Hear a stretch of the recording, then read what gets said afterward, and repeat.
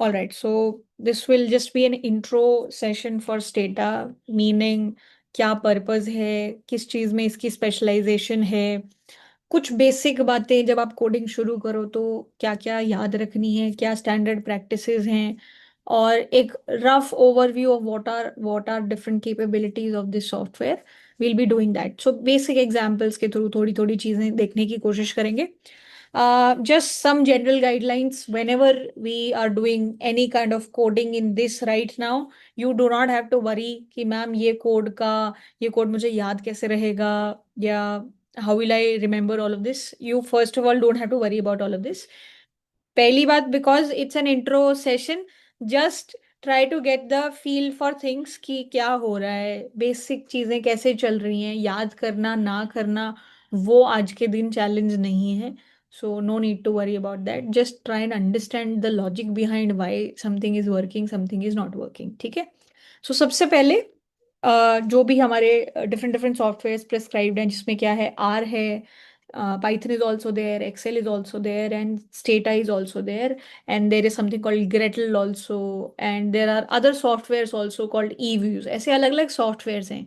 उसमें कुछ सॉफ्टवेयर्स ऐसे हैं जो पेड वर्जन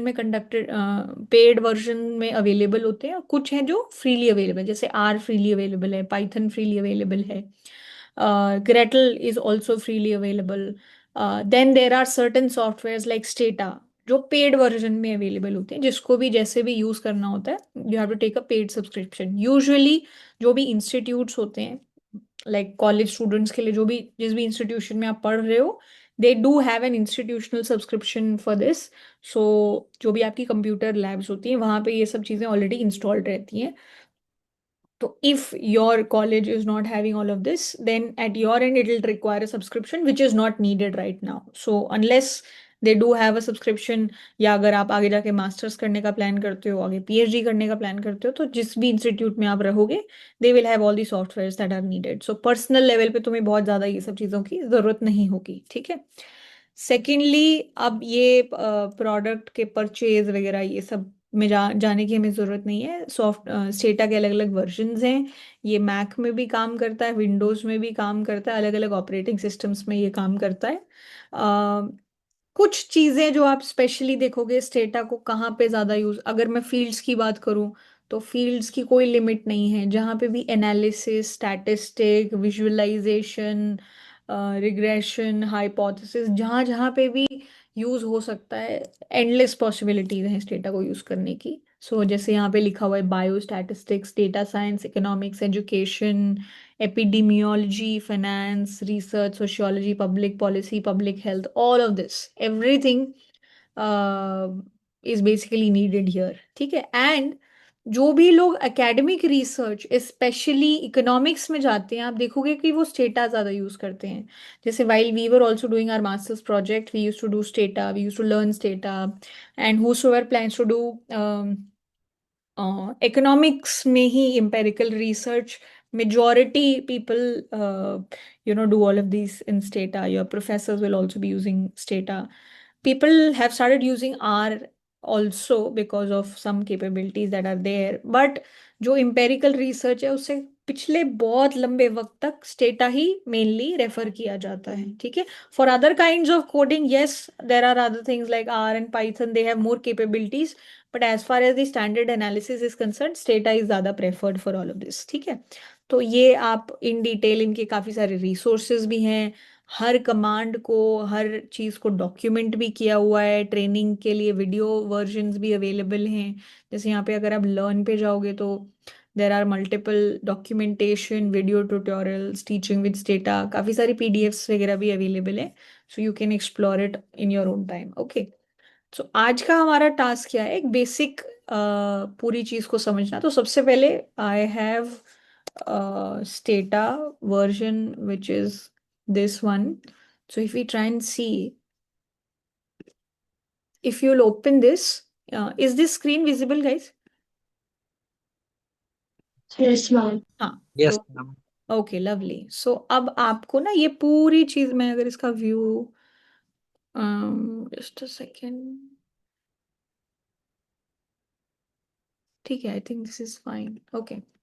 सो अगर आप ये चीज देख रहे हो तो यहाँ पे आपको कुछ 5 डिफरेंट डिविजन्स में चीजें दिख रही होंगी. One is this part, one is this part, one is this part, one is this part and one is this part. My cursor is moving right. Yes पर मैम। हाँ ठीक है. सो देखो, पहले बेसिक विंडोज समझ लेते हैं. जब भी आप स्टेटा ओपन करते हो तो जहाँ पे भी आपका डाउनलोडेड है, तो आप here you'll go and just type in stata and then stata will come up. You'll click that. Windows में भी इसी तरीके से आप ऑपरेट करोगे. तो ये जिस जिस भी इंसान को लाइसेंस्ड है, जो भी आपका एक्सपायरी डेट है, वो सब यहाँ पे मेंशन रहेगा.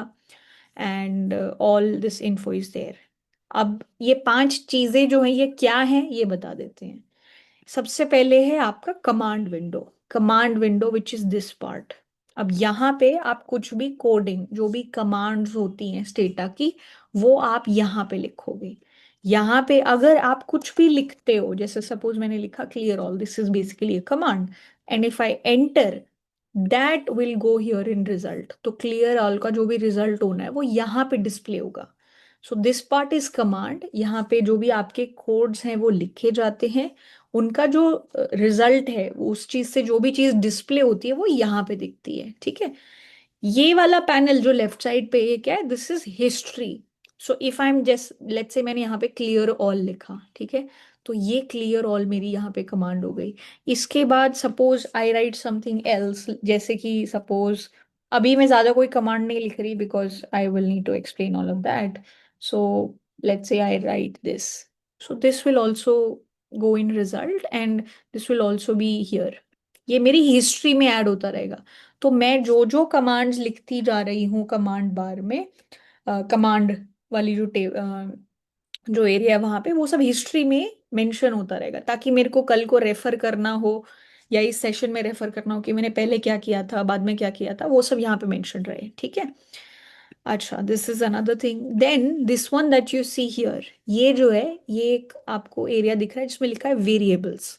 वेरिएबल्स में नेम लिखा है, लेबल लिखा है, और फिर नीचे जो है वो क्या चीज लिखी हुई है? प्रॉपर्टीज. ये अभी आपको इतना रेलेवेंट नहीं लग रहा होगा. क्यों? क्योंकि इसमें कुछ है ही नहीं. लेकिन जब भी आप डेटा को इंपोर्ट करोगे, हम लोग मेनली क्या करेंगे? जो भी हमारे पास डेटा ऑलरेडी अवेलेबल होगा, या जो डेटा को हम इंपोर्ट करेंगे, जो डेटा को हम लोग बुलाएंगे, वो डेटा की जो प्रॉपर्टीज हैं, उस डेटा में क्या क्या कॉलम्स हैं, क्या क्या वेरिएबल्स है, हर वेरिएबल का मतलब क्या क्या है, वो सब सारी चीजें जो हैं वो आपको यहाँ पे डिस्प्ले होंगी.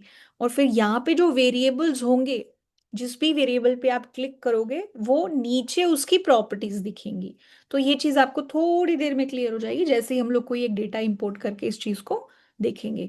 तो ये मेजरली 5 हिस्से हैं, जिसमें क्या है? आपका रिजल्ट है, आपका कमांड है, आपका यहाँ पे एक हिस्ट्री है of all the commands that you have run. Then when you import data, you will see variables here, and based on each of the variables, you will see different different properties here. ये आपको majorly 5 चीजें हैं. ठीक है. अच्छा, before actually starting with anything, there are few things that you need to remember, which is, मैं आपको पहले कुछ बेसिक चीजें बता देती हूँ. देखो, जब भी आप स्टेटा में चीजें करते हो, एक तरीका होता है, या तो आप ड्रैग एंड ड्रॉप सॉरी, मतलब आप या तो यहां से देखो कि मेरे को फाइल ओपन करनी है. जैसे आप ऊपर जाओगे तो फाइल के option, new, do file, document, project, open, open data set, view, change working directory, log, import, export, ये सब बहुत सारी चीजें दी हुई हैं. Edit, view, data, graphics, statistics, user, window, help, बहुत सारी चीजें लिखी हुई हैं. तो एक तो तरीका है कि मैं यहाँ पे जाऊं, ठीक है, मान लो मेरे को कोई एक फाइल ओपन करनी है, तो मैं इस तरीके से ऑप्शंस में जाऊं और क्लिक करूं. दूसरा तरीका हमारे पास हो सकता है कि हम चीजों के कोड्स लिखें, और वो कोड को जब हम लोग एक जगह इकट्ठा करके लिखना चाहते हैं, जो भी काम मेरे को करना है, वो मुझे, I need that all the work to be kept at one place, so that if at some future point of time, if I want to share my work with you guys, or you guys want to share this work with anyone, or your teacher, or any researcher wants to do all of that, so they will have a document stating all the commands. तो वो documents जहाँ पे सारी commands आप लिखते हो अपनी खुद की अंडरस्टैंडिंग के लिए या शेयरिंग के लिए, वो सब जो है उसको बोलते हैं do file. There is something called dot do file. जैसे आपने डेटा फाइल होती है उसमें डॉट एक्सएलएस देखा होगा, जो इमेज होती है उसमें डॉट जेपीजी होता है या फिर डॉट पीएनजी होता है। ऐसे ही ऐसी फाइल जिसमें आप स्टेटा की कमांड्स लिखते हो उसका जो एंड में एक्सटेंशन होता है वो होता है डॉट डू। तो अगर आप यहाँ पे जाते हो फाइल में और फिर यहाँ पे न्यू, और यहाँ पे मैंने न्यू पे जाके डू फाइल लिखा, तो मैंने जब ये क्लिक किया तो यहाँ पे मेरे पास एक ऑप्शन आ गया and this is basically my do file. अब इस डू फाइल में मेरे को क्या करना रहेगा? I can write whatever commands I want to run. So let's say one thing that I have is clear all, या जो मैंने दूसरा कोड लिखा था सेट मोर ऑफ, या फिर मान लो मुझे लिखना है, तो डू फाइल में आप अपने कमांड्स भी लिख सकते हो। और मान लो बीच बीच में आपको कमेंट्स लिखने हैं कि मैंने ये कोड क्यों किया, ये मेरा पहला क्वेश्चन है, मेरा नाम ये है, मैंने ये इस पर्टिकुलर टॉपिक को आज इस तरीके से क्यों किया। This is basically anything that you right for your own understanding और for like when you're writing answers or anything, so you start using the term star। आप जब भी कोई टर्म स्टार के बाद लिखते हो वो चीज एक कमेंट कंसिडर की जाएगी और वो जो है रन नहीं होती। सो मैं यहाँ पे कुछ भी लिख सकती हूँ that this is session number 1 for Stata, we want to understand the basics of this in today's session. So you can basically write anything, जो तुम्हें कमेंट लिखना है तुम लिख सकते हो। This will be for your own understanding और for whosoever you are supposed to share this file with। ये सब आपके कमेंट्स होंगे। जैसे कि सपोज मान लो किसी टीचर ने असाइनमेंट दिया है and then I want to write that this is question 1 and then the answer to part number A is this. अब इसके बाद फिर मैं अपना आंसर लिख रही हूँ, ठीक है। So anything that you write after a star will be treated as a comment. Comment will not run. Comment को आप हाईलाइट करके अगर रन भी करते हो तो वो रन नहीं होता है, ठीक है। तो जैसे जो भी यहाँ पे कोड्स लिखे जाएंगे, जो भी आप यहाँ पे कोड्स लिखोगे उसको रन करने का एक तरीका तो होता है कि भाई वो कोड यहाँ पे तुमने लिखा हुआ है, ठीक है। दूसरा तरीका क्या होता है कि आपने जैसे डू फाइल है आपकी, मैंने ये हिस्सा सिलेक्ट किया क्लियर ऑल और फिर मेरे को ये वाला हिस्सा रन करना है, तो मैं ऊपर जाऊंगी and then there is a option, can you see that there is a file and then there is a play button here, दिख रहा है आपको ये? Yes ma'am. हाँ, तो ये जो है ये क्या करता है कि जो भी चीज आपने सिलेक्ट की हुई है उस कोड को एग्जीक्यूट करता है। तो अगर सपोज मैंने ये चीज सिलेक्ट की हुई है और मैंने इसको क्लिक कर दिया, तो जब आप इधर जाओगे और आप देखोगे कि यहाँ पे ये क्लियर ऑल जो मेरी डू फाइल थी उसमें से वो चीज सिलेक्ट वो चीज रन हो चुकी है। अब सिमिलर तरीके से मान लो सपोज मैंने ये चीज हाईलाइट कर दी, अब मैं बोल रही हूँ कि मैं तो इसको रन करके देखूंगी, लेकिन हमने ऑलरेडी आपको बताया है कि स्टार के बाद जो भी चीज लिखी होती है वो कमेंट होता है, वो कोड वैसे भी कंसिडर नहीं होता, तो वो रन हो जाएगी बट कुछ रिजल्ट नहीं आएगा। So when you do this nothing, ठीक है, ये सेशन था, we want to understand this, ये क्वेश्चन है, बट ये रन नहीं हुआ, इससे कुछ रिजल्ट नहीं आएगा। अभी तो खैर जो मैंने कोड्स लिखे हैं उससे कोई रिजल्ट वैसे भी नहीं आया है, but in a while you will see that you will definitely see different different results, ठीक है। तो एक चीज हो गई डू फाइल, एक चीज हो गई डू फाइल। डू फाइल का काम क्या है? Listing all the codes, all the codes, all the commands that you have, ठीक है। So for this particular session I have already created a do file. तो अब आप ऑलरेडी क्रिएटेड डू फाइल्स को भी बुला सकते हो या अपनी नई फाइल भी क्रिएट कर सकते हो। तो जैसे अब जैसे यहाँ पे ये ठीक है, अब मुझे इसको क्या करना है, ठीक है, I want to call a new do file, ठीक है। So file open and then in the documents folder I have within the Stata folder मेरे पास एक डू फाइल है, इसका एक्सटेंशन देख रहे हो dot do, session 1 dot do. अब मैं इसको ओपन कर सकती हूँ। So when I open this, I'll just close this one and then it'll ask, do you want to add this? So test file, test1, let's say. तो वो save हो गया test1 and this is my file session1.do। ये मैंने आज के session के लिए क्रिएट की है, तो ये मेरी डू फाइल है। तो ये जो स्टार है, ये जो कमेंट्स है, ये हमें थोड़ा डिस्प्ले भी अच्छा रखने में हेल्प करते हैं। कि ये स्टेटा की प्रैक्टिस डू फाइल है, ये सब कमेंट्स हैं। तो जहां जहां पे भी चीज ग्रीन है वो सब क्या है, मेरे कमेंट्स हैं। बाकी जो चीजें हैं वो सब मेरे कमांड्स हैं, वो सब कमांड्स को मैं रन कर सकती हूँ। तो ये मेरी रेफरेंस के लिए रहेगा। ये बात ओके है हमें? इस चीज में कोई डाउट है किसी को? No ma'am. ठीक है। अच्छा, अब दूसरी चीज। अब एक तो हो गई do file which will be A list of all the commands. Second, usually जब भी कोई रिसर्च करता है या जब भी अपना स्टेटा पे कोई काम कर रहा होता है तो एक चीज रेकमेंड की जाती है। आपने एक टर्म सुनी है कि लॉग बुक में अपना नाम नोट कर दो? लॉग बुक नाम सुना है? लॉग योर एंट्री या लॉग योर अटेंडेंस या इस तरीके के शब्द सुने हैं? No ma'am. नहीं नो सुने? मैम। अच्छा नो। चलो, ठीक है। लॉग कर दो। Log, LOG। Log your attendance या लॉग योर प्रेजेंस या लॉग बुक का मतलब है कि कौन आया था कौन गया था, उस चीज का एकदम लिस्ट कर दो चीजें। तो यहाँ पे भी ना एक कॉन्सेप्ट होता है जिसको बोलते हैं लॉग फाइल। ठीक है।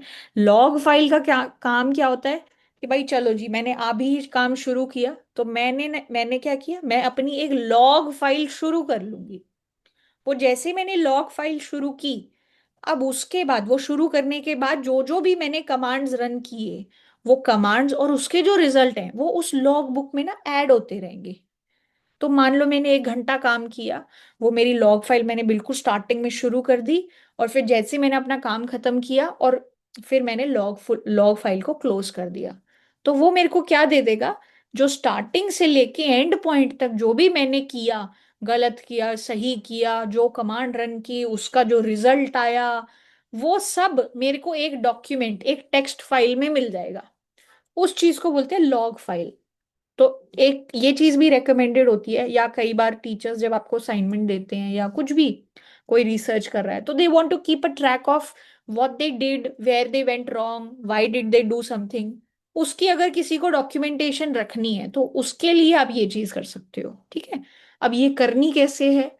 अब इसको करने के लिए आप फाइल पे जा सकते हो, एंड देन आपको अगर यहाँ पे एक ऑप्शन दिख रहा होगा लॉग, लॉग का ऑप्शन दिख रहा है, यहाँ पे ऑप्शन है बिगिन।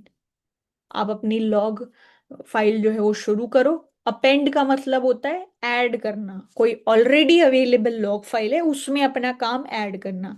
बट अभी तो हम लोग शुरू करेंगे, तो हमने यहाँ पे बिगिन लिख दिया। And then they will ask me कि अच्छा इसका नाम आप क्या रखना चाहते हो, तो let's say we do session 1। Session 1, तो इसने नाम पूछा, हमने नाम रख दिया और हमने लिख दिया सेव। अब आप ये देख रहे हो इसने क्या लिखा, लॉग यूजिंग। लॉग करनी है सारी चीजें यूजिंग, ये मेरा फाइल पाथ लिख दिया इन्होंने कि यूजर में जाके, पूनम में जाके, डॉक्यूमेंट में जाके, स्टेटा में जाके एक फाइल क्रिएट करनी है जिसका नाम होगा session1.smcl। जो लॉग फाइल है उसका जो एक्सटेंशन रहता है .smcl, ये रहेगा। तो अब लॉग करना है, ये लॉग फाइल का नाम है, और इसकी जो वक्त है, आपने शुरू कब किया, वो सब भी मेंशन कर देते हैं। 21 मार्च 2026, 9:20 एंड 16 सेकेंड, ये आपकी लॉग फाइल हो गई। अब इसके बाद मैं जो भी चीजें कमेंट में डालूंगी या जो भी मैं करूंगी वो सब इस चीज में लिस्ट होता रहेगा। तो अब आपने एक चीज और ध्यान रखनी है, जब ये सेशन एंड होगा हम इस लॉग फाइल को क्लोज करेंगे और फिर उसको खोल के देखेंगे कि उसमें क्या क्या आया है, क्या जो हम बोल रहे हैं वो सब होता हुआ दिख रहा है कि नहीं। तो डू फाइल का काम क्या था, सारे चीजों को, सारे कमांड्स को रिकॉर्ड करना। लॉग फाइल का काम क्या है, जो जो काम आप कर रहे हो उसको, उसका एक लेखा जोखा रखना, उसका लॉग रखना। अच्छा अब ये हुआ, फिर वो हुआ, फिर ये हुआ, फिर वो हुआ, सारी एंट्रीज रखना। ठीक है, ये लॉग फाइल का काम है। तो जब भी आप काम शुरू करो, good practice is you start a log file and when ever you and your work you close the log file so that you have a list of what ever you have done here. ये बात okay है? ये दो चीजें रहेंगी। ठीक है। बाकी अब हम लोग शुरू करते हैं एक एक करके, अब हमारी डू फाइल पे चलते हैं और धीरे धीरे करके सारी चीजें प्रोसीड करते हैं। अब clear all set more of. Clear all का जो कॉन्सेप्ट है वो क्या है कि हो सकता है मैं ऑलरेडी काम कर रही हूँ, अभी तो खैर हम लोग फ्रेश स्टार्ट कर रहे हैं, सपोज मैं ऑलरेडी काम कर चुकी हूँ, यहाँ पे मेरे को बहुत सारे वेरिएबल्स दिख रहे होते, लेकिन मेरे को चाहिए कि मेरे को please please clear my work space and I want to start fresh. So उसके लिए हमारा कमांड होता है जिसको बोलते हैं clear all. So whenever you just, अभी मैं यहाँ पे रन कर करके आपको दिखा दूंगी ताकि everything is clear. So will when you do that, तो यहाँ पे जो भी वेरिएबल्स होते हैं वो क्लियर हो जाते हैं, बट हमारे पास तो थे ही नहीं, तो that is kind of irrelevant here. So that's something that we did. Then the next thing that we have is set more off. तो अब ये चीज़ें थोड़ी और क्लियर करने के लिए होता है, इसका अभी ज़्यादा रेलेवेंस नहीं है।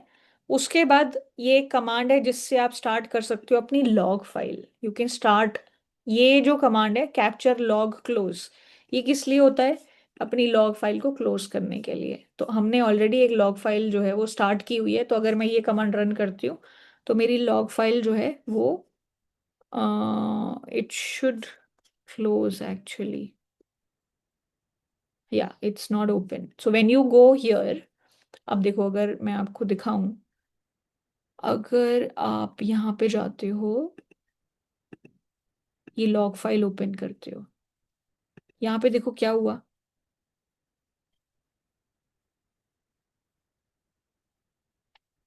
ये मेरी लॉग फाइल का स्टार्टिंग पॉइंट, आपको ये चीज दिख रही है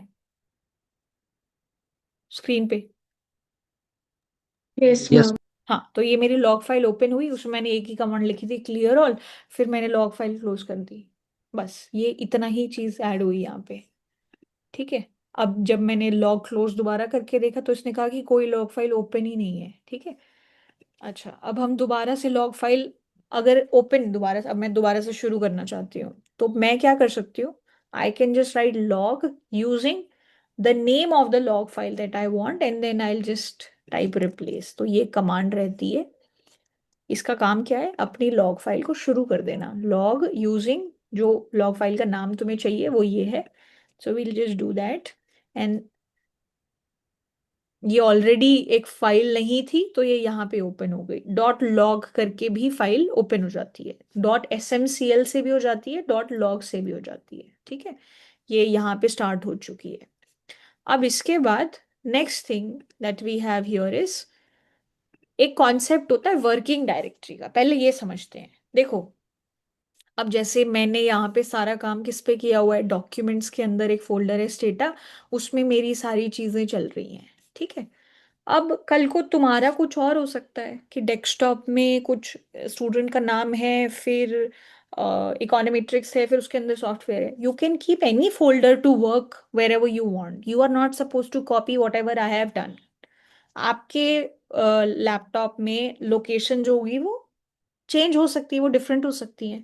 तो वर्किंग डायरेक्टरी का कॉन्सेप्ट क्या होता है कि अगर कोई भी फोल्डर है जिसको मैं अपनी वर्किंग डायरेक्टरी बनाती हूँ तो उसमें जो भी फाइल्स हैं वो मैं डायरेक्टली एक्सेस कर सकती हूँ। तो जब मैं लिखती हूँ सीडी, सीडी का मतलब करंट डायरेक्टरी, मैं किस चीज को अपना करंट डायरेक्टरी बनाना चाहती हूँ, किस चीज को मैं अपना वर्किंग डायरेक्टरी बनाना चाहती हूँ, किस फोल्डर को मैं अपनी डायरेक्टरी बनाना चाहती हूँ, ताकि उसके बाद जब भी मैं कुछ ओपन करूँ सेव करूँ वो सब ऑटोमेटिकली उस फोल्डर में सेव हो जाए। ये कॉन्सेप्ट होता है वर्किंग डायरेक्टरी का। तो हमने क्या किया, लॉग, सॉरी ये तो लॉग फाइल है कहाँ, हाँ वर्किंग डायरेक्टरी। सो मेरे जो फोल्डर का जो लोकेशन था वो था यूजर्स पूनम डॉक्यूमेंट्स डेटा, ये सब हमने उसका फाइल पाथ दिया और इस चीज को रन कर दिया, फाइल पाथ देके इस चीज को रन कर दिया। अब इससे क्या है, सीडी ये मेरा कोड था। अब इसके बाद इसका जो रिजल्ट है वो आ जाता है कि आपकी वर्किंग डायरेक्टरी क्या है। कल को मेरे को वर्किंग डायरेक्टरी बदलनी है, वो बदल भी जाएगी। तो आपको यूजुअली एडवाइसेबल होता है जब भी आप काम स्टार्ट करो, you should be aware of what your working directory is, ताकि सारी चीजें सेव वहीं पे हो। तुम्हें कुछ डॉक्यूमेंट या कुछ डेटा डाउनलोड करना हो, कॉल करना, तो वो तुम उस डायरेक्टरी में रखो। It's usually considered a good practice, so you do that, ठीक है। अच्छा, ये मैंने लॉग फाइल एक्चुअली पहले से ही शुरू कर रखी है। अब ये एक और कोड है कि किस तरीके से दूसरी लॉग फाइल अगर ओपन करनी है तो वो भी आप कर सकते हो। अभी मैं इस कमांड को अगर रन करूंगी ना तो ये बोलेगा एक लॉग फाइल ऑलरेडी ओपन है, तो ये मेरे को ओपन नहीं करने देगा जब तक मैं पुरानी लॉग फाइल क्लोज ना करूं। I can not open this, so I will not run this command. Next, the most important thing is, आप जब भी स्टेटा पे रन करोगे आपका मेन काम क्या है, डेटा एनालिसिस, तो आपको डेटा बुलाना पड़ेगा। अब डेटा के ना बहुत अलग अलग तरीके हो सकते हैं। डेटा एक्सेल फॉर्मेट में हो सकता है, एक्सएल एस एक्स फॉर्मेट में हो सकता है, ठीक है। डेटा का फॉर्मेट एक होता है सीएसवी, डॉट सीएसवी फाइल, नाम सुना है? Dot CSV, dot XL S x, ये सब यस नाम मैम। सुने, एक्सटेंशंस होते हैं, ठीक है। Yes ma'am. तो ये सब क्या है, टाइप ऑफ डेटा है। एक्सेल फॉर्मेट, सी एक्सेल में आप सीएसवी फॉर्मेट भी बुला सकते हो, एक्सेल एसएक्स फॉर्मेट भी बुला सकते हो। एक एक फॉर्मेट होता है जो स्टेटा में डेटा को क्रिएट करने का फॉर्मेट होता है, जिसको बोलते हैं डॉट डीटीए। तो अगर आपको कहीं डॉट डीटीए दिखे, ठीक है, डॉट, जैसे एग्जाम्पल के तौर पे डेटा कहाँ है, हाँ, अब जैसे डॉट सी एस वी, ये भी फॉर्मेट है, dot x L S x भी फॉर्मेट होता है डेटा का। ऐसे ही जो स्टेटा में डेटा का फॉर्मेट होता है उसको बोलते हैं डॉट डीटीए। तो अगर कोई भी डेटा है स्टेटा में, अगर मैं उसको सेव करती हूँ, अगर डिफॉल्ट में सेव करते हो तो वो डॉट डीटीए फाइल होती है। तो डॉट डीटीए फाइल अगर कहीं दिखे तो उसको वो बेसिकली स्टेटा का डेटा फॉर्मेट है, उसमें आप उसको बुला सकते हो, ठीक है। तो अब मेरे पास अलग अलग तरीके की फाइल्स हो सकती हैं। ये हो गया एक तरीका कि I have different different data that is already available, I can import that. Secondly, कई बार बहुत सारे डेटा जो है ना वो स्टेटा में ऑलरेडी इनबिल्ट हैं। इनबिल्ट का मतलब क्या है, ये इनबिल्ट होने का कोई पर्पस नहीं है, ये इसलिए है कि किसी को अगर सीखना हो, किसी को डेटा एक्सप्लोर करना हो, कमांड सीखनी हो, तो उसके लिए क्या है कि सिस्टम में ऑलरेडी डेटा अवेलेबल है। प्लस स्टेटा सॉफ्टवेयर इतना पॉपुलर है कि जो आपकी मेन मेन बुक्स हैं, गुजराती बुक का डेटा, कुछ कुछ पैकेजेस हैं जो ऑलरेडी इस चीज को कैप्चर करके रखते हैं। आप उस पैकेज को बुला लो, वो पैकेज को कॉल कर लो, वो सब क्या होता है वो भी आगे की बात है, बट बेसिक समझ के चलो। कुछ बंडल्स में, कुछ पैकेजेस में जो फेमस फेमस बुक हैं, जैसे वुलरिज है, जैसे गुजराती है, वो सब के जो डेटा सेट्स हैं वो पैकेजेस में अवेलेबल हैं। वो पैकेजेस जब कोई बुला लेता है और फिर वो पैकेजेस में से कोई डेटा पुल करने की कोशिश करता है तो वो ऑटोमेटिकली आ सकता है। आपको मैन्युअली चीजें अपने लैपटॉप पे डाउनलोड करने की जरूरत नहीं पड़ेगी। So these kind of things are also there, how to do all of that वो सब लेटर आगे की बात है, बट बेसिक समझ के चलो कि बहुत सारा डेटा ऑलरेडी जो पॉपुलर है एकेडमिकली, आई एम सेइंग, वो सब इनबिल्ट भी हो चुका है। और कुछ डेटा इस सिस्टम में ऑलरेडी अवेलेबल रहता है। और बाकी आपको अपने चॉइस या जिस भी चीज़ को आप स्टडी कर रहे हो उसका डेटा अगर तुम्हें कॉल करना है, तो CSV format, dot XLS x format, dot DTA format, जिसमें भी डेटा है उस डेटा को भी बुलाया जा सकता है, ठीक है। तो जैसे यहाँ पे एक डेटा फाइल है वेज डॉट सीएसवी, तो अगर मैं आपको यहाँ पे दिखाऊं, मैंने ये फाइल ऑलरेडी अपने जो डायरेक्टरी है उसमें ऐड की हुई है, वेज डॉट सीएसवी। अब मैं चाह रही हूँ कि ये डेटा फाइल ना मैं बुला लूं, तो मैं क्या करूंगी, अब मैंने अपनी वर्किंग डायरेक्टरी सेट की हुई थी स्टेटा वाली, तो स्टेटा फोल्डर के अंदर जो भी फाइल्स हैं उसके लिए ना मैं उनको डायरेक्टली बुला सकती हूँ, उसके लिए मेरे को उनका पूरा रास्ता नहीं देना पड़ता। लेकिन लेकिन सपोज ऐसा कुछ होता कि मेरे डेस्कटॉप पे कोई एक फाइल होती, वो मैं डायरेक्टली नहीं बुला सकती। उसके लिए फिर उसका फाइल का पूरा पाथ कि okay, user Poonam desktop and the name of the file I had to write. So working directory बनाने का फायदा ये होता है कि वर्किंग डायरेक्टरी में भी जो भी चीजें होती हैं उनको बुलाना is very easy, you can just right the name of that file. But if you have something which is outside of your working directory, you will have to tell the entire path of that file, उस पूरी file का ना पूरा रास्ता बताना पड़ेगा कि पहले यहाँ जाना है, फिर वहां जाना है, फिर यहाँ जाना है, फिर वहां जाना है, फिर वहां से वो फाइल लेनी है। अदरवाइज इसको क्या पता कि कहाँ से क्या लेना है, ये आपके पूरे लैपटॉप का स्कैन तो करता नहीं है, राइट। तो अभी यहाँ पे हमने क्या किया, इंपोर्ट। सो एक कमांड होती है जिसमें हम क्या करेंगे, इंपोर्ट, और सीएसवी फाइल में एक ऑप्शन है कि वो कॉमा सेपरेटेड फाइल है, तो उसका अभी ये डिलिमिटेड का क्या रोल है, अभी के लिए थोड़ा छोड़ दो इसको। Import wage dot CSV file comma and में क्लियर लिख दिया। अब जैसे ही आप ये एंटर करते हो आपको कुछ दिखा, ये कोड था, ये रन हुआ, फिर उसमें क्या लिख के आया है, 24 वेरिएबल्स, 526 ऑब्जर्वेशंस। और अब आपकी ये जो फाइल, ये वाली जो साइड है, यहाँ पे आपको क्या दिख रहा है, wage, education, experience, tenure, non white, female, married, नमडेप, SMSA, north, cent, south, west, ये बहुत सारे वेरिएबल्स हैं। ये सब दिख रहे हैं आपको। और यस मैम। और ये सब जो वेरिएबल्स हैं, यस, ये जो वेरिएबल्स हैं, जैसे ही किसी वेरिएबल पे आप क्लिक करते हो, अब वो वेरिएबल की ये जो प्रॉपर्टीज हैं, वेरिएबल, ऑब्जर्वेशन, साइज, अभी यहाँ पे खैर इनका किसी का ना नाम नहीं दिया हुआ। अभी मैं एक और डेटा कॉल करूंगी, उसमें ये चीज बहुत प्यार से मेंशन्ड है। तो ये हमारा डेटा इंपोर्ट कर लिया हमने, डेटा को स्टेटा के अंदर बुला लिया। अब मेरे को देखना है कि ये डेटा क्या है। तो उसके लिए आप सीधा डेटा में जाओ, और फिर डेटा एडिटर में जाओ, और सीधा जाओ ब्राउज पे कि मेरे को डेटा देखना है। डेटा पे गए, डेटा एडिटर पे गए, और डेटा एडिटर पे ब्राउज ऑप्शन पे गए। जैसे ही आप इसको क्लिक करोगे, अब ये आपको अपना डेटा दिख रहा है। व्हाट कैन यू सी, यहाँ पे वेज, एजुकेशन, एक्सपीरियंस, टेन्योर, ये सब आपके वेरिएबल्स हैं। और ये सब वेरिएबल्स की जो डिफरेंट डिफरेंट वैल्यूज हैं, वो सब मेंशन्ड है। कितने डेटा पॉइंट्स हैं आपके, 526। डेटा तो और भी बड़ा होता है, ये तो बहुत छोटा सा डेटा है। अभी ये सिर्फ ब्राउजिंग का ऑप्शन है। ब्राउजिंग का मतलब कि हाँ ठीक है, देख लो, अभी तुम कुछ इस पे चेंज नहीं कर सकते, you can not change anything. So for if you really want to change anything, then you'll have to go to the option of data editor, and data editor में edit का option. But currently we are just browsing, so that's all. हम लोग सिर्फ data देख रहे हैं। Is that all right? तो ये आपका डेटा होता है, आप इस तरीके से डेटा देख भी सकते हो। क्लियर है? अब यस मैम। फॉर एग्जाम्पल, अब ये डेटा है, मैं चाहती हूँ कि ये डेटा में जो चीजें हैं वो थोड़ी मेरे को डिस्क्राइब की जाए, थोड़ी बताई जाए। तो उसके लिए मैं क्या कर सकती हूँ, there is an option of describe. I can just write describe. अब डिस्क्राइब ने क्या किया, जैसे मैं एंटर करती हूँ कमांड वाले बार में, आपको रिजल्ट इधर दिखेगा, हिस्ट्री इधर होगी, वेरिएबल्स यहाँ होंगे, प्रॉपर्टीज यहाँ होंगी। जैसे ही आप एंटर करोगे, अब आपको देखो यहाँ पे क्या क्या दिख रहा है।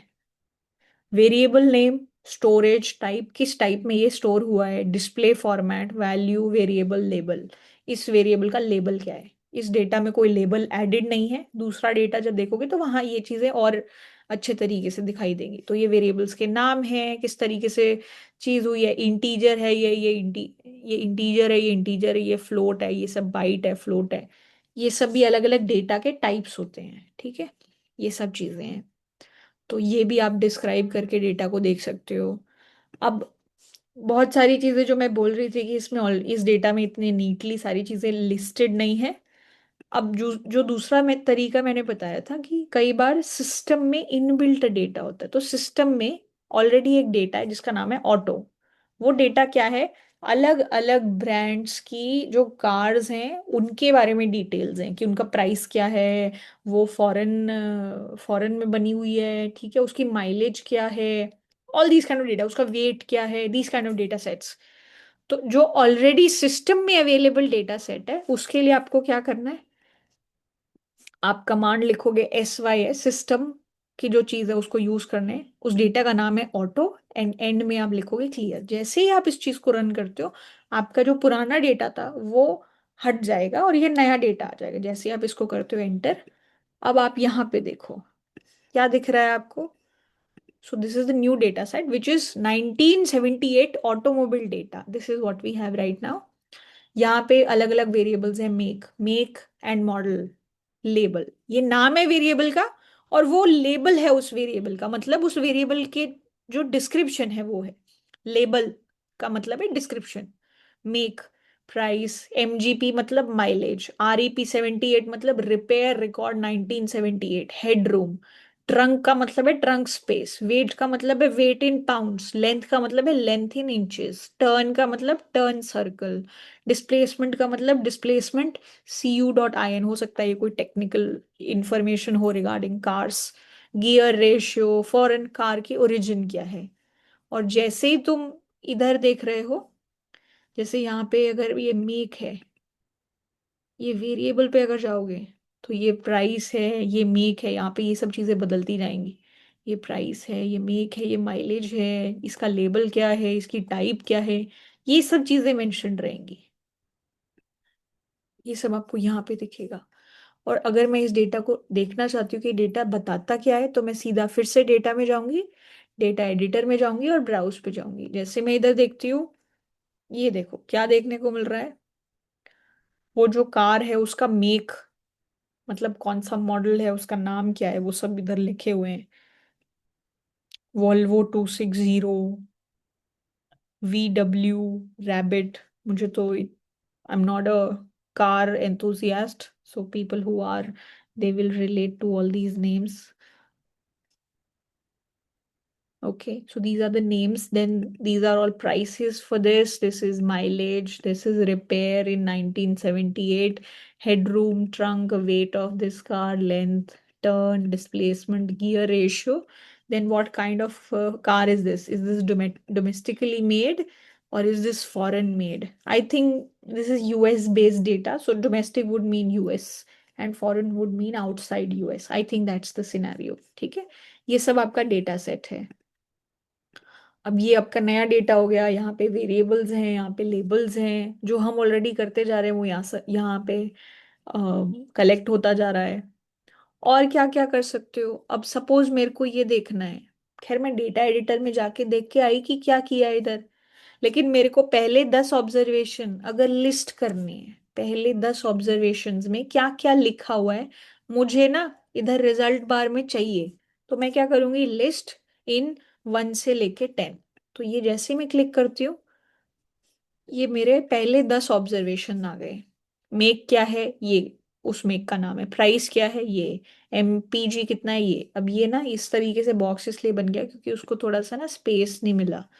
अब मैं ये कमांड अगर दोबारा रन करूँ ना, और हाँ, तो ये थोड़ा सा, बिकॉज ये स्पेस बढ़ा दिया हमने, अब ये सारी इस तरीके से आ जाएगी। ये अलग अलग मेक्स के नाम है, कम name of the car model, prices and all these variables that are there. तो आपको मान लो मेरे को सिर्फ 5 वेरिएबल्स चाहिए, 4 चाहिए, 3 चाहिए, जो भी चाहिए वो सब कर दो। पहले 3 आ जाएंगे, तो मैं 20 चाहिए। Just to give you an idea of what all data set is there, this is one command for that. ठीक है, अच्छा उसके बाद सपोज अब तुम्हें समराइज करना है कि डेटा है क्या, तो उसके लिए कमांड है जैसे डिस्क्राइब। लास्ट टाइम आपको बताया था, डिस्क्राइब।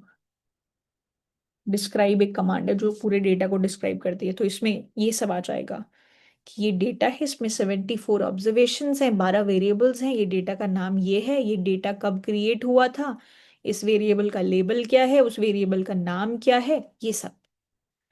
ऐसे ही एक ऑप्शन है समराइज। अब समराइज क्लिक करोगे तो ये क्या आएगा, ये थोड़ी और वो ये न्यूमेरिकल समरी देता है कि जो भी वेरिएबल है उसकी mean value, standard deviation, minimum value, maximum value, ये सब मेंशन किया हुआ है। तो मेक, अब of course make is a English word right, तो उसका कोई वो तो नहीं होगा कि मीन वैल्यू क्या है, स्टैंडर्ड डिविएशन, राइट, तो वो तो डिस्प्ले नहीं होगा। प्राइस न्यूमेरिकल टर्म थी, ये सब का सारी चीजें दी हुई हैं। बाकी फिर फॉरेन में 74 ऑब्जर्वेशन है, मीन वैल्यू 0.2972 ये है, ये स्टैंडर्ड डिविएशन है, मिनिमम वैल्यू 0 है, मैक्सिमम वैल्यू 1 है। यहाँ पे क्या मतलब हुआ इसका, जो मेरा फॉरेन वेरिएबल था वो कैसा था, जो वैल्यू ले रहा है डोमेस्टिक और फॉरेन, है ना। तो इसमें ये एवरेज वैल्यू कहाँ से आ रही है,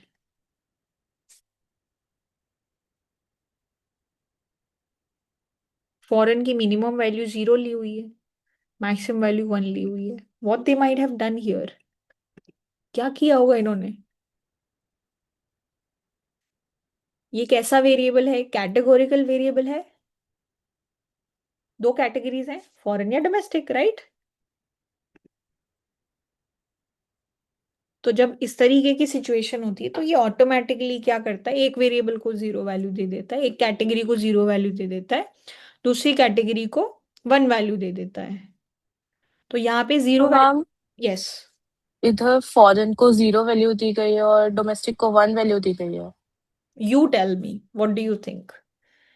जैसे यहाँ पे हम्म, मीन वैल्यू 29% है,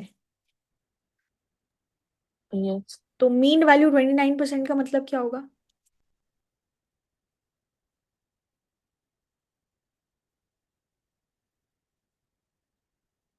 अगर मेरी सारी वैल्यूज सपोज 0 1 होती हैं, ठीक है, जैसे डोमेस्टिक को सपोज 0 दे दिया और फॉरेन को 1 दे दिया, तो मीन वैल्यू क्या बताएगी? जितनी बार डोमेस्टिक आया उतनी बार जीरोस को ऐड करूंगी, और जितनी बार फॉरेन आया उतनी बार 1 को ऐड करूंगी। डिवाइड किससे करूंगी? 74 से ना, है कि नहीं? यस। और 29.29 आंसर आ रहा है मीन का। और तुम ये देखो, खैर यहाँ पे तो डेटा देख के ऐसा लग रहा है जैसे फॉरेन की जो ऑब्जर्वेशन है वो कम है, डोमेस्टिक की ज्यादा है ना।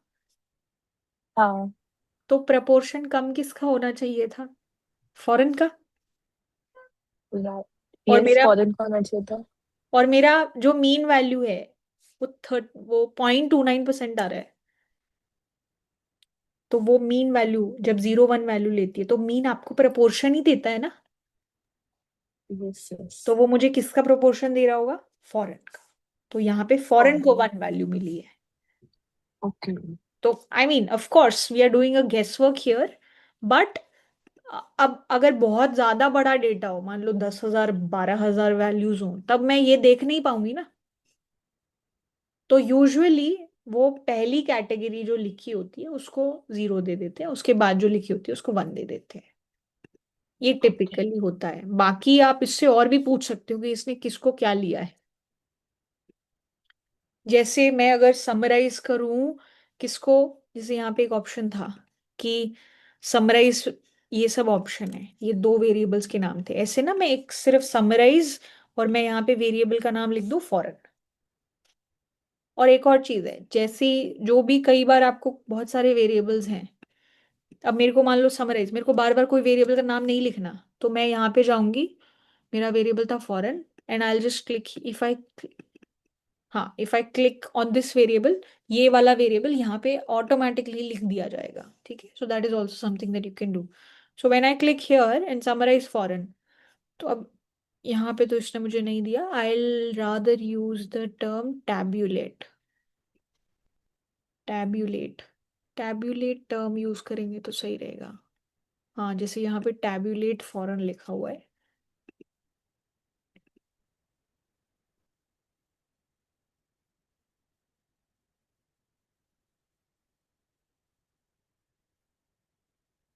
तो इसने ये बता दिया डोमेस्टिक ऑब्जर्वेशंस कितनी है, 70%, फॉरेन ऑब्जर्वेशंस कितनी है, 29.73%। तो अब मैं यहां से भी देख सकती हूँ कि जिसका प्रपोर्शन इससे मैच होता है उसको 1 नंबर मिला हुआ है, right.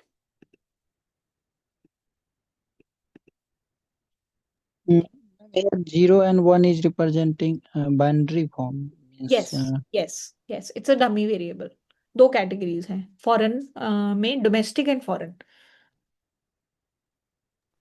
ma'am, if more than two variable are there, then तो वो फिर और, क्या होगा? तो फिर वो और कैटेगरीज बन जाएंगी। अच्छा, ओके। हाँ, ठीक है। Yes, ma'am. Okay, all right, ठीक है। So you can summarise multiple variables, जैसे यहाँ पे सब चीज की समरी दी हुई थी, अगर आपको सिर्फ स्पेसिफिक वेरिएबल्स की समरी चाहिए, so you can just write summarise and name of the variables. So these two, अब इसकी ये हमने यहाँ पे प्राइस लिखा और एंड में डिटेल लिख दिया, अब मुझे डिटेल्ड समरी मिलेगी इसकी। ये प्राइस वेरिएबल है, उसके परसेंटाइल, 1% परसेंटाइल क्या है, 5% क्या है, 10% क्या है, 25% क्या है, बहुत डिटेल में चीजें जाएंगी, ठीक है। ऑब्जर्वेशंस कितनी है, मीन क्या है, स्टैंडर्ड डिविएशन क्या है, वेरिएंस क्या है, स्क्यूनेस क्या है, कुर्टोसिस क्या है, वो सब। अब सपोज मेरे को सेम चीज किसके लिए करनी है? फॉरेन के लिए। Foreign, FOREIGN।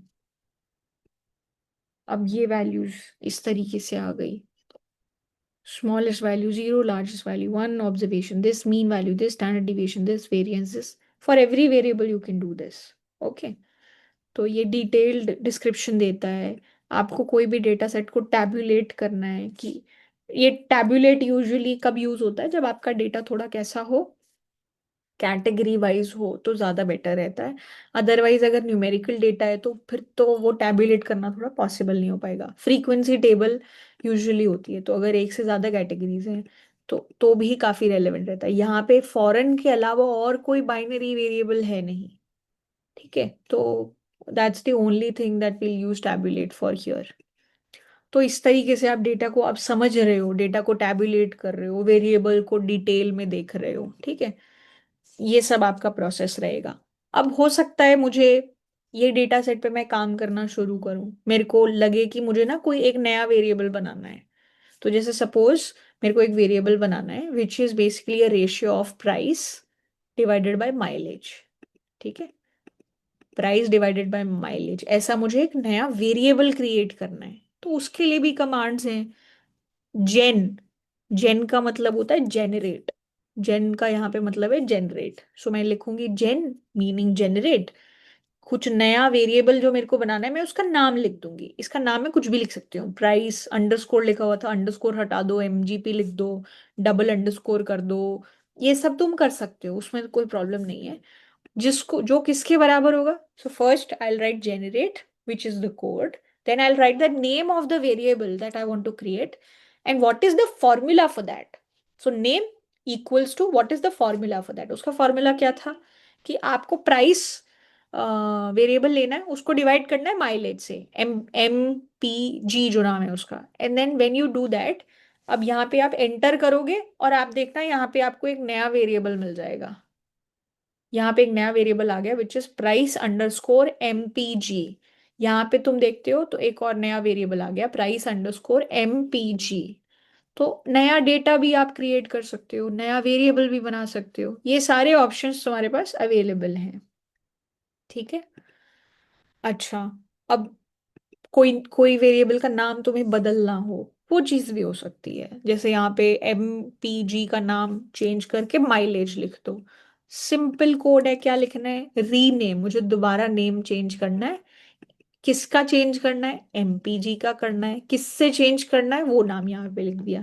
जैसे ही तुम एंटर करोगे यहाँ पे MPG की जगह माइलेज आ जाएगा, MPG की जगह माइलेज आ गया, राइट? सो ये सिंपल सिंपल कोड्स हैं, हर चीज के लिए कोड है। अब जैसे फॉर एग्जाम्पल यहाँ पे और क्या क्या चीजें हैं, जैसे कि सपोज मुझे ये पूरा जो डेटा है उसको प्राइस के थ्रू सॉर्ट करना है। मतलब जो सबसे लोएस्ट प्राइस है वो सबसे ऊपर हो और सबसे हाईएस्ट प्राइस जो है वो सबसे नीचे हो। मतलब मेरे को जानना है सपोज चीपेस्ट पांच कार्स कौन सी हैं। तो मैं क्या कर सकती हूँ, यहाँ पे हमने क्या किया, एक कमांड लिखी, सॉर्ट करना है। सॉर्ट किसके किस वेरिएबल के थ्रू करना है? प्राइस। अब ये चीज तो आपने वैसे भी देखी होगी, जब आप जितने भी शॉपिंग एप्स देखते हो सॉर्ट का ऑप्शन आता है। सॉर्ट वाया रेटिंग्स, फिर price low to high, price high to low, ये सब ऑप्शंस आते हैं ना। फिल्टर का भी ऑप्शन आता है शॉपिंग करते हो तो, अगर Yes. बहुत ज्यादा करते हो तो पता होगा, ठीक है? तो ये सब ऑप्शन है। यहाँ पे भी हम क्या कर रहे हैं, I want to sort my data using the variable price. और फिर मैं एंड में क्या बोल रही हूँ, लिस्ट। लिस्ट करना है, क्या लिस्ट करना है? मेक। मेक मतलब जो मेरा पहला वेरिएबल था मेक, मेक। दूसरी बार फिर क्या लिखना है? प्राइस।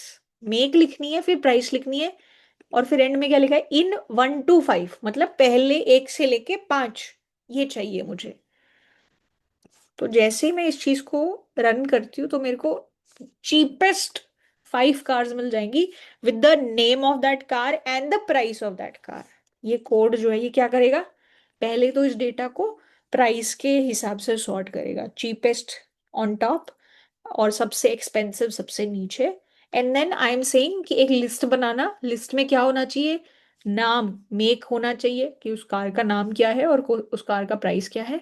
और मेरे को ऐसे टॉप 5 चीजें चाहिए। जैसे ही मैं एंटर करती हूँ, ये आपका पहले तो सॉर्ट हुआ है और फिर ये लिस्ट आई है, और ये 5 कार्स के नाम हैं और ये उनके प्राइसेस हैं। ये सबसे सस्ती है, फिर ये सब इस तरीके से। ये चीज ओके है?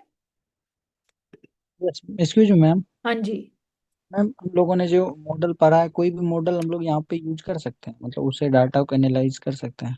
कुछ भी मॉडल मतलब रिग्रेशन आप बोल रहे हो? यस मैम, फॉर हाँ, एग्जांपल मैम लॉग में। यस, यस, यस, यही उसका मेन काम है। स्टेटा का मेन काम यही है। हाँ, जैसे ओके। अगर आप इधर जाते हो, स्टैटिस्टिक्स में जाते हो, ठीक है। सपोज मुझे एक लीनियर रिग्रेशन रन करना है, linear model, linear regression.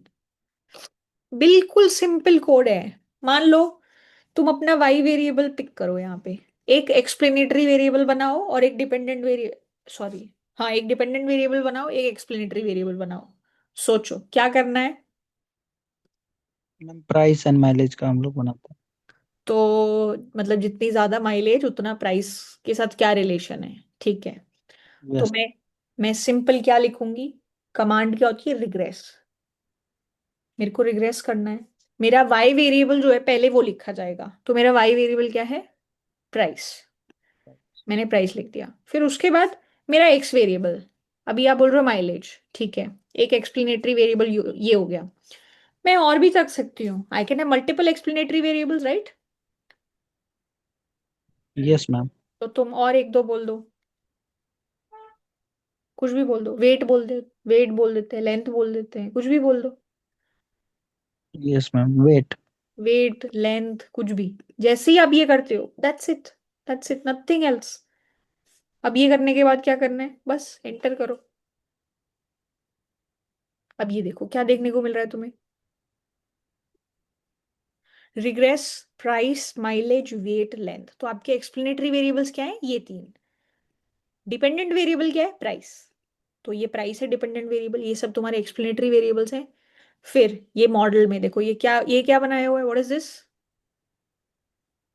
Ma'am ANOVA table. This is ANOVA table, ठीक है। जिसमें ये क्या है, degrees of freedom for ESS. Model के थ्रू जो है वो एक्सप्लेन्ड सम ऑफ स्क्वायर्स है। Residual, residual sum of squares, this is total, total sum of squared. ये पूरी एनोवा टेबल तुम्हें दे दी।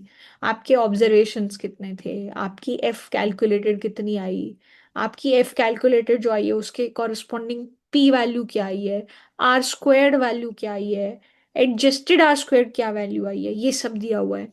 फिर ये जो माइलेज का कोएफिशिएंट है वो, उसका स्टैंडर्ड एरर, उसकी टी वैल्यू, उसकी पी वैल्यू, उसकी 95% कॉन्फिडेंस इंटरवल, ये सब दिया हुआ है।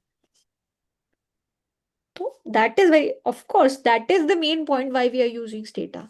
अभी जो मैं आपको बता रही हूँ वो सब बेसिक चीजें हैं कि सी रिग्रेशन तो तुम कब तब कर पाओगे ना जब तुम्हारा डेटा एकदम सही हो, नीट हो, जो वेरिएबल तुम्हें चाहिए वो हो, राइट। Yes ma'am. अब सपोज मुझे, जैसे आपने बोला कि मैम इसमें लॉग वाला चीज कर सकते हैं क्या, तो अब मेरे को मान लो एक वेरिएबल क्रिएट करना है which is log of price, ठीक है। तो मेरे को एक वेरिएबल क्रिएट करना है which is log of price, तो वो इक्वल टू क्या होगा, लॉग, और ब्रैकेट में मैं क्या लिखूंगी, जो मेरा वेरिएबल है which is price. So when I do that, enter जब हमने किया तो मेरा एक नया वेरिएबल बन गया which is log of price. अब मेरे को कल को अगर लॉग फॉर्मेट यूज करना है मॉडल में, तो मैं क्या करूंगी, instead of this regression I will just start using this variable which is this log price, है ना। That's it, and then enter, हो गया काम। It is that simple. Are you getting my point. Yes ma'am got it. ठीक है। तो ये चीज हो गई। अब तुम्हें रिवर्स प्राइसिंग करनी हो, रिवर्स प्राइसिंग मतलब डिसेंडिंग ऑर्डर में अगर सॉर्ट करना हो, तो वो भी हो सकता है। तो प्राइस की जगह माइनस प्राइस के हिसाब से तुम सॉर्ट कर लो, and then you can make a list. तो these are the most expensive cars, top 5 most expensive cars and their names, ये सब हो गया। अब जैसे कई बार हो सकता है कि आपको डमी वेरिएबल क्रिएट करना पड़ जाए, वो सब भी हो सकता है। सपोज मैं, जैसे इन्होंने यहाँ पे क्या लिखा हुआ है कि जब भी प्राइस 10,000 के ऊपर है तब मैं बोलना चाहती हूँ कि ये कार एक्सपेंसिव है।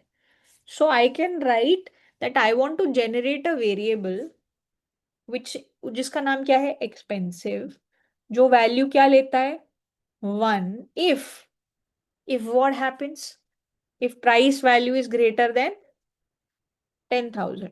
So I just right this code, यही कोड लिखना है। जनरेट अ वेरिएबल जिसका नाम है एक्सपेंसिव, जो वैल्यू लेता है price that is equals to 1 if price is this. अच्छा, इसका कोड है gen equals to price greater than 1000।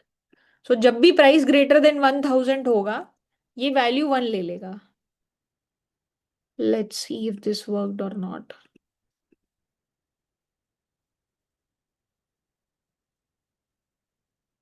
हाँ, तो कैन यू सी दैट 15,000, 10,000, ये 10,000 के ऊपर, मतलब पहले टॉप 10 में ही 1 वैल्यू लेना चाहिए, बाकी हर जगह it should be 0, right? Which is the case here. You can see that. So I can create dummy variables like this also. Then let's say अब आपको समराइज करना है चीजों को, लेकिन इन अ डिफरेंट फॉर्मेट। कि मैं सपोज ये जानना चाहती हूँ कि फॉरेन कंट्री की जो कार्स हैं उसका प्राइस का इंफॉर्मेशन बताओ सिर्फ। फॉरेन कंट्री की जो कार्स हैं उनका एवरेज प्राइस क्या है, डोमेस्टिक कंट्रीज की जो कार्स हैं उनका एवरेज प्राइस क्या है। सो मैं by the category I want to find the averages separately, suppose I want that. So in that case you can run such commands कि मैं समराइज करना चाहती हूँ किसको, प्राइस को। अगर फॉरेन की वैल्यू है 1, यहाँ पे इक्वल टू का मतलब होता है कि आप वो चीज इंप्लीमेंट तभी करो जब फॉरेन वेरिएबल में वो वैल्यू 1 हो।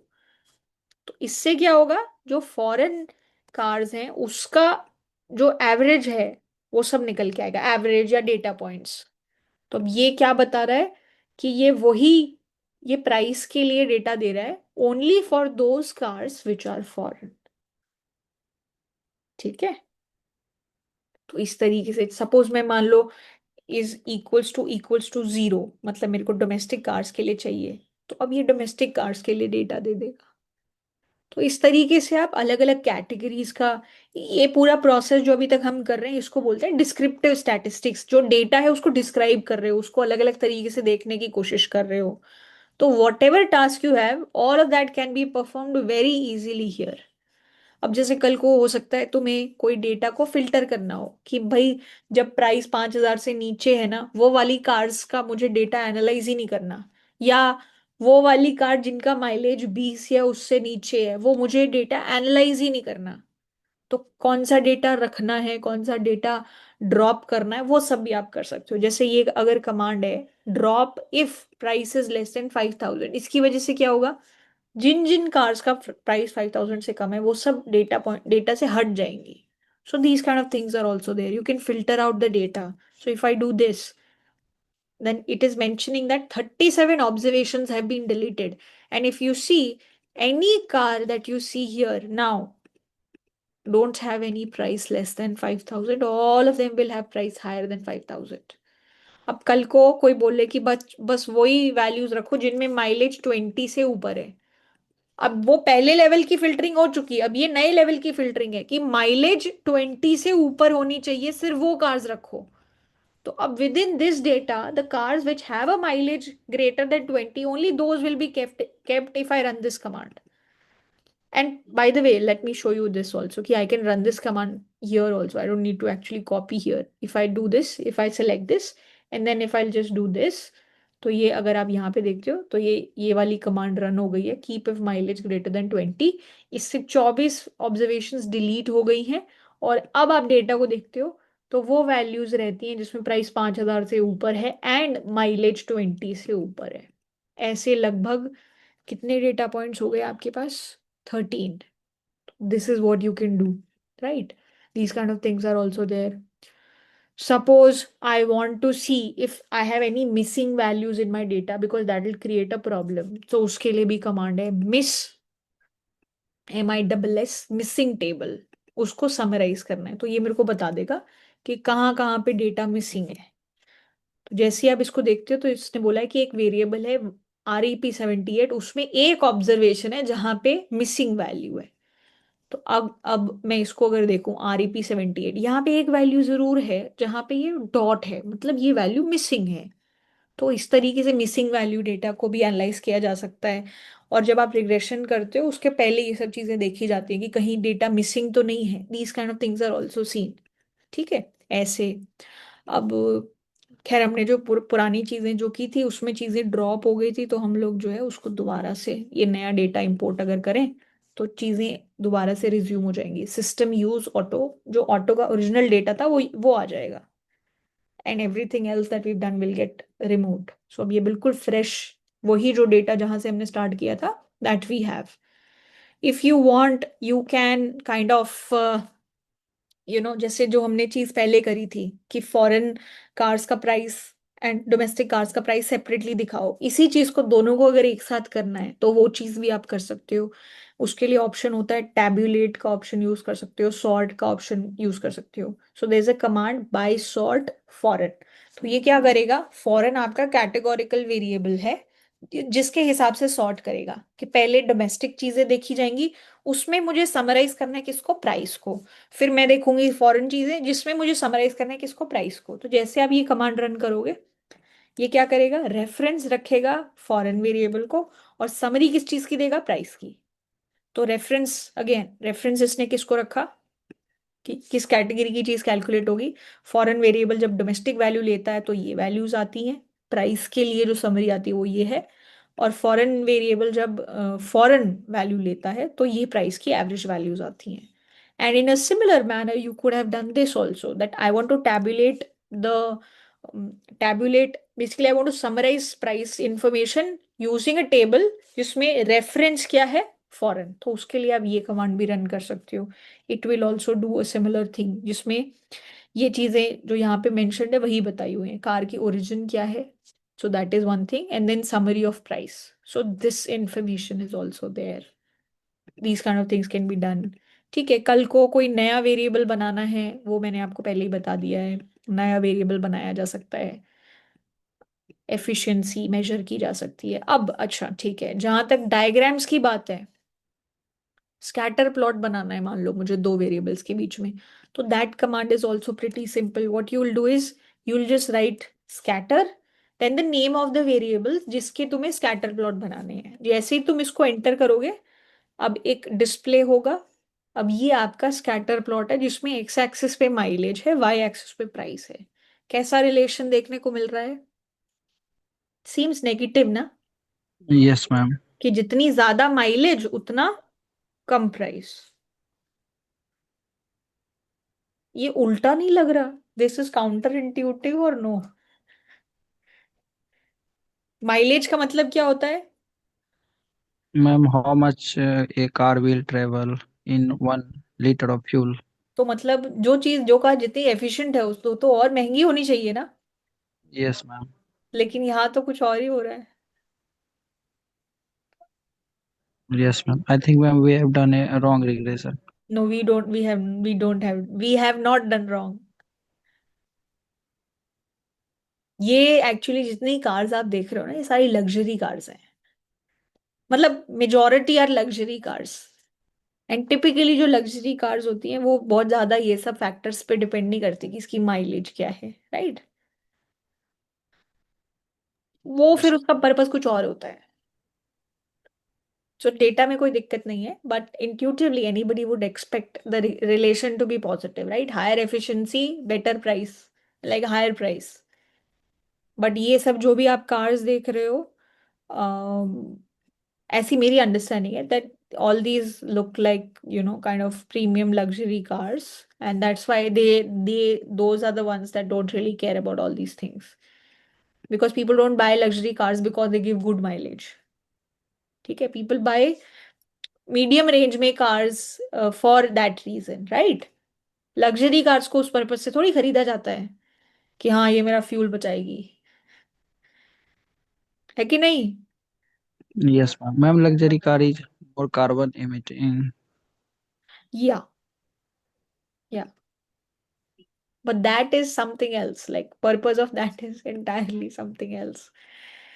ओके, ओके, नाउ सपोज अब जैसे स्कैटर प्लॉट हो गया, और भी कोई भी दो वेरिएबल का तुम स्कैटर प्लॉट बना सकते हो। मुझे कोई भी एक वेरिएबल का हिस्टोग्राम बनाना है, so I just write histogram, name of the variable, that is also like a piece of cake here. Histogram, variable का नाम, ये आपका हिस्टोग्राम आ जाएगा। ये ऑटोमेटिकली प्राइस है, ये आपकी डेंसिटी दी हुई है, इस तरीके का हिस्टोग्राम आपका बन के आ जाएगा। सो ये भी चीज़ आप यूज़ कर सकते हो एनालिसिस के लिए। अब ये जो है, अब जैसे कैटेगरी वेरिएबल था हमारे पास फॉरेन, जिसमें डोमेस्टिक और फॉरेन वैल्यूज थी। तो अब मेरे को जब कैटेगोरिकल डेटा होता है तो क्या बनता है, क्या बनता है अगर कैटेगोरिकल डेटा हो तो? Bar graph, right. तो बार ग्राफ अगर मेरे को बनाना है तो वो कैसे बनेगा? ग्राफ बार, और आप क्या लिखोगे? Mean value of what? Price. एक तो हो सकता है मैं फ्रीक्वेंसी लिख देती, वो भी एक ऑप्शन था। अब मान लो मैं ये जानना चाहती हूँ कि फॉरेन या डोमेस्टिक के हिसाब से एवरेज वैल्यू ऑफ प्राइस क्या होगी, उसका मेरे को अगर बनाना है तो वो इस तरीके से आप बना सकते हो। प्राइस में क्या क्या वैल्यूज थी ये सब दिख गया। Mean of price, domestic, free, domestic and foreign. ऐसे ही आप डोमेस्टिक और फॉरेन को और भी किसी वेरिएबल के थ्रू समराइज अगर करना चाहो तो वो भी कर सकते हो, ठीक है। अब और भी चीजें हो सकती हैं। कोरिलेशन निकालना हो कुछ वेरिएबल्स के बीच में, उसके लिए क्या करोगे? You will write correlate then the name of the variable. Suppose मेरे को दो ही चाहिए, तो इन दोनों के बीच में कोरिलेशन आ जाएगा। प्राइस का प्राइस के साथ कोरिलेशन क्या होगा? It is suppose to be perfectly linearly related, right. Same variable का सेम वेरिएबल के साथ, है ना? Yes ma'am. हाँ, यस मैम। तो वो कोरिलेशन वन रहेगा। बाकी एमपीजी और प्राइस के बीच का जो कोरिलेशन है वो इधर आ गया -0.4686। ऐसे ही अगर तीन वेरिएबल्स के बीच में चाहिए तो ये 3x3 वाली टेबल बन जाएगी। ऐसे ही तुम्हें चार वेरिएबल्स का चाहिए तो वो सपोज यहाँ पे और क्या है, लेंथ। तो ऐसे ये चार वेरिएबल्स के बीच में बन जाएगी। This is correlation matrix. जो आपने डमी वेरिएबल का, अगर आपको एक चैप्टर याद है तो वहां पे हमने किया था, एक कोरिलेशन मैट्रिक्स दी हुई थी, वेरिएबल्स की आपस में क्या कोरिलेशन होगी वो सब मेंशन्ड है। So these, yes ma'am. So वो सब चीजें भी हैं यहाँ पे, ठीक है। अच्छा, अब जैसे रिग्रेशन करना है, regression, name of the variable, name of the dependent variable, independent variable, name of the dependent variable, multiple independent variables. इसमें और भी निटी ग्रिटीज होंगी। डमी वेरिएबल होगा तो क्या होगा, कैसा होगा, वो सब डिटेलिंग की बात है, उस पे हम लोग चलेंगे। बट अभी के लिए बिगिनर फ्रेंडली यही चीजें हैं, बहुत सिंपल है। Regress y variable x variable, regress y variable multiple x variables, all that. अब जैसे कल को सपोज आपको क्या चाहिए, कोई वेरिएबल का नाम बदलना है, कोई सॉरी कोई वेरिएबल का नाम नहीं बदलना, कोई वेरिएबल का लेबल बदलना है। लेबल मतलब क्या था? ये सब चीजें मैं और डिस्क्रिप्टिव होना चाहती हूँ कि ये चीज क्या है, ये लेंथ क्या है, ये मेक एंड मॉडल क्या है, मैं और डिस्क्राइब करना चाहती हूँ। मैं ये बताना चाहती हूँ कि ये जो प्राइस था ये क्या था, डॉलर में प्राइस था या किस में था, ये सब चीजें। अगर इस लेवल पे आप डिटेलिंग करना चाहते हो तो आप सिंपल क्या लिख सकते हो? लेबल, फिर उसके बाद वेरिएबल, कौन सा वेरिएबल है आपका? प्राइस। उस लेबल पे लिखना क्या चाहती हो? Car price in USD, US dollar में कार का प्राइस। तो जैसे ही आप ये लिखोगे, ये चीज आपने कोड की, एंटर करी, ये अब आप ये लेबल देखना, अब बस अपना प्राइस वाला लेबल पे ध्यान देना। ये जो है क्या हो गया? Car price in USD. अब दूसरी चीज देखो, ये जो फॉरेन था, ये जो फॉरेन वेरिएबल था, ये अच्छी बात है, मुझे बता रहा है कि कार की ओरिजिन क्या है। बट अगर ये लेबल में लिख देते कि वन किसको बोला है और जीरो किसको बोला है, it would have been very convenient for me, right. Zero one नहीं दिया था इसलिए तो हम ढूंढ रहे थे, अच्छा जीरो किसको दिया है, वन किसको दिया है। तो it would have been more clear if you would have done that, right. तो बट मान लो सपोज आपने ये किया, तो अब आप क्या कर रहे हो? अब आपने एक लेबल क्रिएट किया।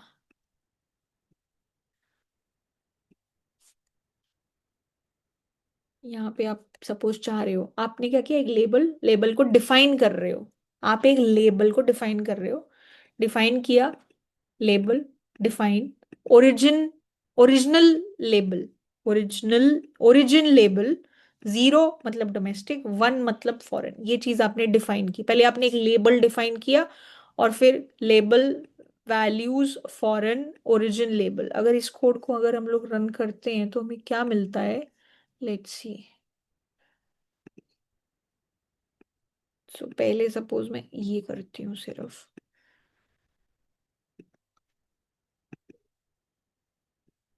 तो इससे एक लेबल डिफाइन हुआ, बट वो मैंने किसी को असाइन नहीं किया।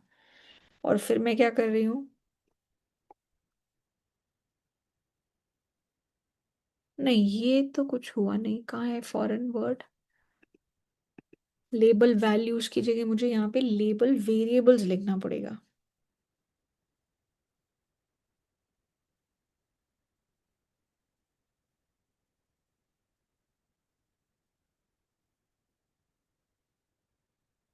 हाँ हाँ, no no no.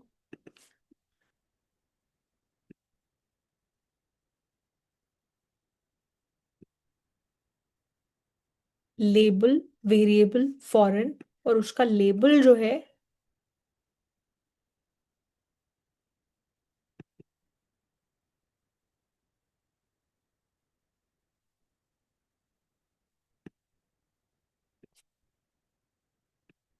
I would rather keep it like this. That this takes value 0 if it is domestic and 1 if it is foreign. And then I'll just do this.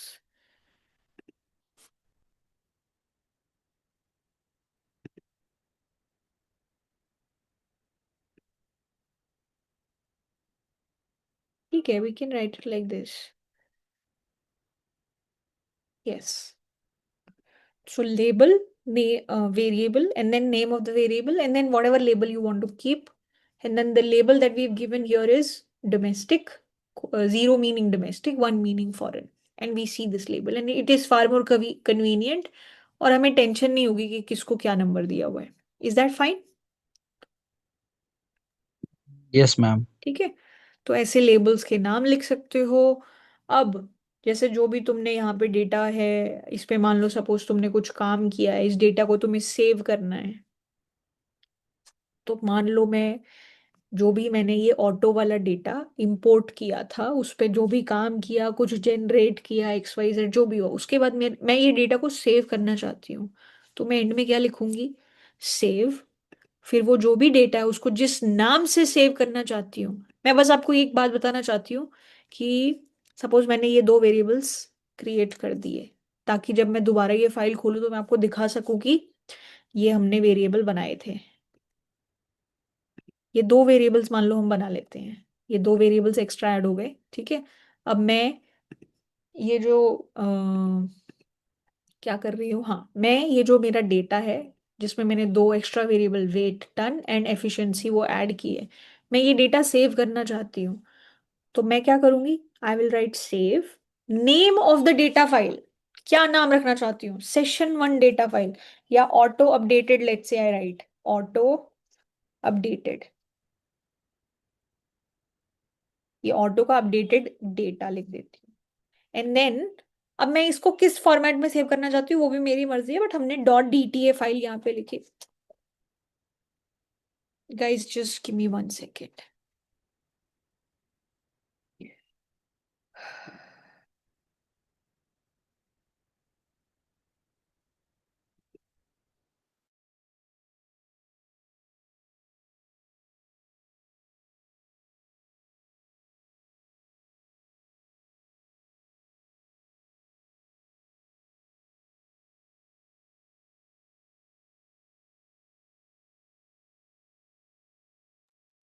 या okay, सो हाँ, तो हमने ये इस तरीके से एक फाइल जो है वो, हाँ, हमने नाम रख दिया auto updated data. And then when we run this code, तो हमारी ना, आप ये ध्यान रखो पहले कि ये देखो यहाँ पे अभी कोई भी डीटीए फाइल दिख रही है आपको?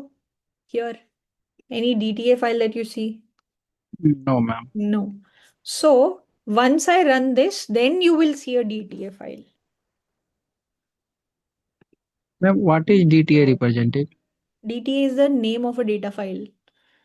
स्टेटा से जो डेटा फाइल बनती है उसका जो एक्सटेंशन होता है वो .dta। Ma'am for example ma'am if we need this file in PDF और पावर पॉइंट तो वी कैन। पीडीएफ में कैसे तुम डेटा को देखोगे? अच्छा। एक्सेल होता है ना एक फॉर्मेट, एक्सेल में खोल लो, सीएसवी में यस। खोल लो। ऐसे ही .dta जो फाइल होती है वो स्टेटा में खुल जाती है। डेटा फाइल है ये, डेटा है इसमें, x variable, y variable, multiple variables you will see. It's a data file, ठीक है। Yes ma'am. So when you do this, then first दे साइड ऐसी कोई फाइल नहीं मिली, तो जब उनको फाइल नहीं मिली तो उस नाम की फाइल उन्होंने क्रिएट कर दी। तो अब जब आप यहाँ पे देखते हो तो यहाँ पे can you see this is a auto updated data dot DTA file. अब ये एक डीटीए फाइल बन गई है। तो कल को तुम कल काम करना चाहो उस फाइल पे तो कर सकते हो। ठीक है। एंड देन अब देखो, ये पूरे प्रोसेस के दौरान मेरी लॉग फाइल ऑन थी, जो मेरी लॉग बुक थी जिसमें हो रहा था कि क्या हुआ क्या नहीं हुआ। अब मेरे को अगर ये फाइल बंद करनी है, I just do log close. So वो मेरे को लॉग क्लोज करना है, फिर मेरी लॉग फाइल क्लोज हो जाएगी। फिर यहाँ पे ये चीज़ क्लोज हो गई। ये सेशन क्लोज हो चुका है 21 मार्च को 22:17 पे। And then that is all. अब ये एंड ऑफ डू फाइल है। ये तो मेरा कमेंट है, बट ये हमारी डू फाइल थी। अब मैं अगर आपको कुछ चीजें दिखाना चाहूँ, अब मैं यहाँ पे बस एक कमांड लिख लेती हूँ, क्लियर ऑल। अब इससे देखो ये सारे वेरिएबल्स जो थे ना, ये सब हट जाएंगे, चले गए, सारी प्रॉपर्टीज हट गई, everything is sorted. Now let's say I can close, let's say if I close this file, I closed it, let's save it. ये डेटा एडिटर इधर भी क्लोज कर दिया। And then now let's say if I want to open this file, ये जो मेरी पहली file थी, जो मेरी yes, this log file, if I open this, ये एक लॉग फाइल है। अब इसमें आप देखो क्या हुआ है। ये लॉग फाइल शुरू हुई थी, फिर मैंने जो जो काम किए वो सब इसमें लिस्ट होते जा रहे हैं।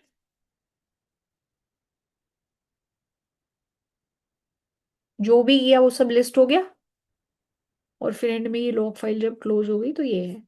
तो पूरा लेखा जोखा है लॉग फाइल में, जो भी आपने किया है, जब से शुरू किया जब से अंत किया वहां तक। ठीक है। तो it's a good practice to start with a log file. Secondly जो एक और चीज देखी थी वो ये है कि वो डेटा इंपोर्ट करके देखते हैं। जैसे आपने इस पे क्लिक किया और अब जब यहाँ पे आप स्टेटा देखते हो तो अब ये वाली फाइल खुल गई है, ये देखो। जैसे ही मैंने उस पर क्लिक किया ये कमांड अपने आप रन हो गई।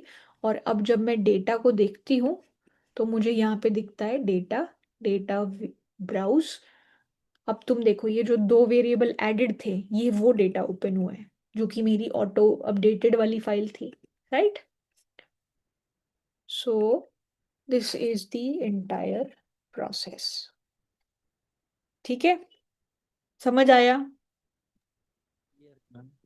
कोई डाउट किसी को किसी भी तरीके का? यस मैम, ये जो सारा कमांड है हम लोग को ये लर्न करना पड़ेगा। ये लर्न नहीं करना पड़ता।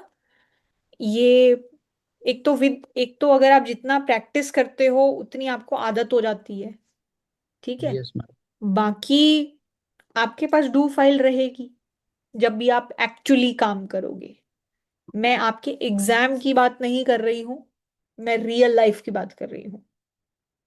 ठीक है। Yes ma'am.